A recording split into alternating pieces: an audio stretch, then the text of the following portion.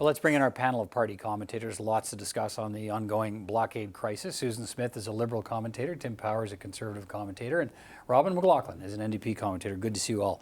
Here we are into week 2+ now, I think 15 days of the blockades, and let's start there with some opening comments about where we are, because we now have a bit of body of work to watch here over 2+ weeks. And what strikes you about how this is unfolding and how the crisis is being managed by the government? Susan? I think what strikes me is how complicated it is and how a clear solution is not evident regardless of who's in government. I think the Wet'suwet'en, the hereditary chiefs have an issue. The elected and members of the community have another issue. It's been piled on in other parts of the country, and a clear solution is complicated.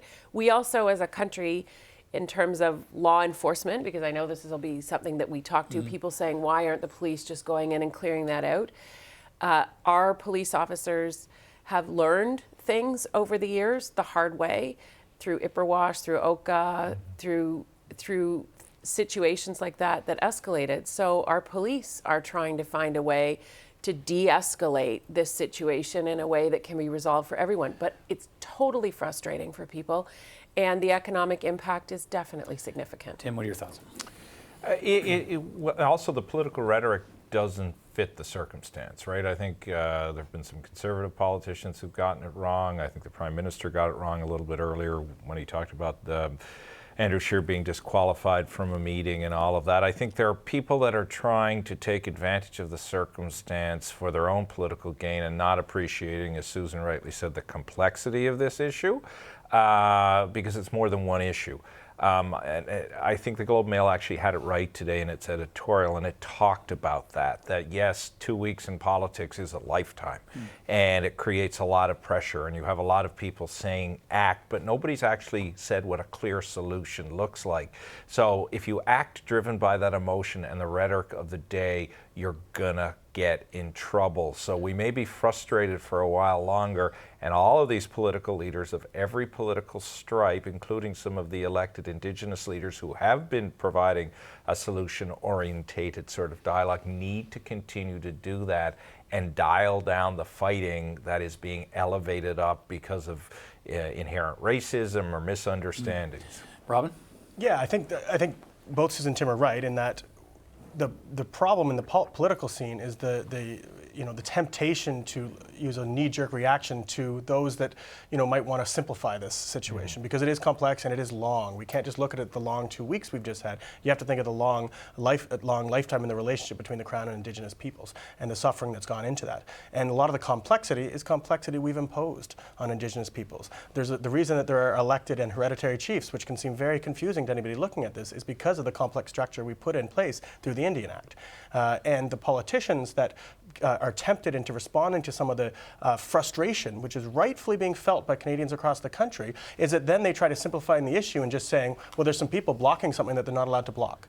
But there's a lot of situations that Indigenous communities can point out, and things that settlers and the colonial past that we must live with have done where we weren't allowed to do that. So it's important that not just to say we're going to de-escalate the situation, but to put into motion things that will de-escalate it. And part of that is making sure that the very presence of the RCMP, which is a blockage for the Wet'suwet'en people to negotiate, is not an irritant to us finding a solution. And it looks like progress is finally being made, so the RCMP will remove themselves and from the proximity. Can I build off that? There was a real interesting poll yesterday by Ipsos Reid, and it kind of captures the Canadian mood. 61% of Canadians said the blockades have to end. That's probably a little higher today. Yet there were 75 or 78% of Canadians who said, but we need to address Aboriginal issues, Indigenous issues, excuse me. And this is where those two things clash, right? And this is where they clash. And Susan made another key point that I want to go back to. Within Indigenous communities, and I used to work in the Indigenous Affairs Department, so I can tell you, I've lived this firsthand, there are different communities within communities, as there are in different Indigenous communities, and there are different agendas that are equally at play. Some may be worthy, some may not be worthy, depends on your perspective. That's all playing itself out here too. So it's really difficult. I think most people are saying the rule of law needs to be adhered to. It just depends what version of rule of law you're looking at and who's saying it. But I think everybody does want to find a solution. But pushing it too aggressively is not going to help. But that said, these blockades do need to end because the pain and suffering will spread. There's sort of a range of sort of opinion and commentary and rhetoric that you hear in this, which is, move the barricades yesterday. Like, just send the police in and get this done, or have the police should follow the law, the rule of law, and do it. Then you hear sort of, I guess I would put it in the middle, are people who understand why it's happening, but others say, look, can we have a conversation at least about a deadline and some certainty and about when, is that a valid push to be making? As I watch things unfold as we speak here, some of the hereditary chiefs are are within a 2-hour drive of Parliament Hill, but there's no plan to meet federal ministers at this point. They're meeting their supporters at the blockades, and I guess it leads some people to wonder, well, as hard it is to make a strategy, who's deciding the timetable here? Who's calling the shots? And I think that's kind of crucial. And the government's clearly taken the position that for the moment they're not calling the shots. They will let this thing play out the way the hereditary chiefs wanted to. Well, I think it goes back to the complexity of the issue, and it goes back to, I learned a lot. I worked for a very tough politician many years ago, and Tim and Robin know this politician as well. And one of the things I learned from working with him is that backing somebody in a leadership position against a wall because you're trying to get your way never works, because they can't be perceived to lose. And so the more wiggle room you can give in search of a solution, I think the greater the likelihood you have in terms of achieving a solution. So when the rhetoric is dialed up at the political level, are we talking about? I'm talking about pushing both, the prime minister to the corner, or the hereditary chiefs? More the hereditary chiefs, I think, because they're the ones, they're the ones that are behind or driving the blockades at this point in time. We need those blockades to go away. This is not a game of whack-a-mole that we're playing, that we push one out of the way because another one will definitely pop Absolutely. up. You have to figure out a way to deal with this. This is incredibly frustrating. I am concerned about the economic impacts of it. But if the approach this week is drive a solution down somebody's neck, set a deadline in the sand, you're just going to see, or in the snow, you're just going to get another blockade or another disruption that stands up. So I think that's really important too. But what if there's still no meeting by next Wednesday? Okay, next Thursday? Yeah, but that's hypothetical at this point, right? There's been movement today. I think. Sorry, Robin. Yeah. Just quick, the RCMP have said they're going to get out of Wet'suwet'en territory and they're going to go and set up in Houston, the town of Houston. That's a huge move. I think that's a really huge opening. So I think it's over to the chiefs now. But the problem, and you raised the question, Peter, like, well, so why don't we just, the police get sent in there and take down the blockade? But remember that a lot of these blockades that are up there are because of the way the police went in the first time. And then they were enforcing the injunction. And that's what aggravated a lot of what the hereditary chiefs themselves, but also a lot of the solidarity protests. So it absolutely is. And there's footage of people with sights on people and the suggestions that was an provocative, and that's what, until that irritant is resolved for the hereditary chiefs, they're not able to negotiate with the Mohawk, who have another blockade, and say, no, leave this to us to negotiate with the federal government so that we can go back to the core of the issue, which is the coastal gas Why pipeline. isn't the Prime Minister personally leading, saying, That's a I'm good prepared question. to go see the chiefs? This is on me now, I'm prepared to lead this. Tim, should he be?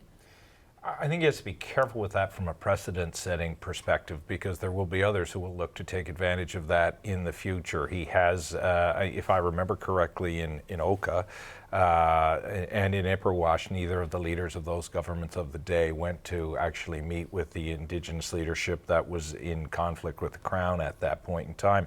But there's a really important thing that keeps getting missed in all of this. And we keep all talking about the police and sending them to storm the barricades, or the suggestion is by some that they actually do that. Again, Susan hit on this earlier. Since Oka, since Ipperwash, police units, the OPP, the RCMP, other major police forces have done a ton of work on Aboriginal and Indigenous policing. They do have the injunctions. They do have the ability to act. They are, I hope, and it seems, from my perspective, having worked with some of them before, rightly exercising discretion at the moment, because the last thing they want, the last thing even those who are saying these barricades need to come down want, I assume, is bloodshed and death. And I'm not overstating it when I say, given the powder keg that could potentially erupt, if it takes 3 more days or 4 more days and nobody is hurt and there's no blood on the snow, then that, I think, is an important and positive outcome. We could make this a much longer crisis if there's anything like what Tim's talking about. So it's very important that, yes, time is frustrating and it's hurting the economy, and it's being felt in a lot of communities. But the other side of this is much worse. We are already dealing with centuries of problems with Indigenous Crown relations. If we create more of a problem in terms of how this is resolved, we won't be resolving any of these issues going forward. Yeah, and we should also point out that the part of what's at the heart of this is the conflict between band council elected officials, which fall under the Indian Act, and that's been like that for. But the court decisions have recently started to move that power more towards hereditary in those spaces, which is complicating things. So it's forcing there have the been government. calls on the government to deal with the treaty issue for years, and nothing's happened. Century-old problem. Let me ask you. So we talked about the what certain politicians are saying about this, and how that contributes to the conversation in whatever way. Peter MacKay was on the program here last night. We talked about the blockades and how he would be enforcing the rule of law. He later tweeted support for the counter-protesters who took down a blockade near Edmonton. And he tweeted that, hey, it's good to see a couple of Albertans with a pickup. To see what a couple of Albertans with a pickup can do more for our economy in an afternoon than Justin Trudeau could do in 4 years. He later deleted the tweet after there were suggestions that it supported vigilantism. Then he sent an email out to supporters where he repeated the tweet and talked about his real interpretation of it. He was not mad, he was sad that it had come to this. How does that help the debate, or what do you make of that interjection from Mr. MacKay? And we also have Aaron O'Toole, part of the leadership race, saying he'd pass a law if he was Prime Minister, banning all demonstration on crucial infrastructure. Well, let's start with MacKay. If he's a wannabe Prime Minister, that's not wannabe prime ministerial behavior at all from him. In terms of enforcing the rule of law, we live in a country, thank goodness, where that politicians don't tell police when to go in and execute certain activities. That's up to the police. That's underpinned by Supreme Court rulings and so on. So I think Peter MacKay is showing a lack of judgment.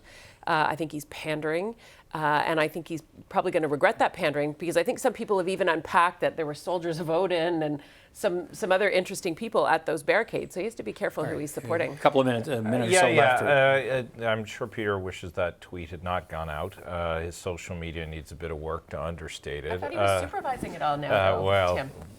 But see, that's the thing. Fair enough comment, I suppose. But this is where the leadership politics needs to stay out of discussions like this one, and that's somebody's getting anxious in the leadership side of it. Same as the Prime Minister making his comment about Scheer being disqualified. Like, all of you, stop. Focus on the issue that is at hand. I'm not sure about Mr. O'Toole's recommendation and the law that he's proposing. I believe critical infrastructure is already protected. Just stop trying to take advantage of a very combustible circumstance. I saw Lisa Raitt say something on TV that was very intelligent on this. I don't care who it is that's in the room. If you can help, then get in the room and let's figure this out. So if you take that attitude toward this, then absolutely leadership politics should be out of this, because nobody from any side of the political spectrum would think that the politics of a leadership race on one side of the political fence is going to help a situation like this. Just the pure logical problems with that tweet and suggesting that one person's barricade is illegal but another person's vigilantism to knock it down is somehow merited. And I think it's unbecoming of a former Minister of Justice. I have a lot of respect for Peter MacKay, and I think it's unfortunate when sometimes the knee-jerk reaction to try to feed the base of a party actually fans the flames of, I'd say, racial division in this country. All right, thanks for your time tonight, and we'll continue to follow this story, obviously. Appreciate it. Thank you. Thank you.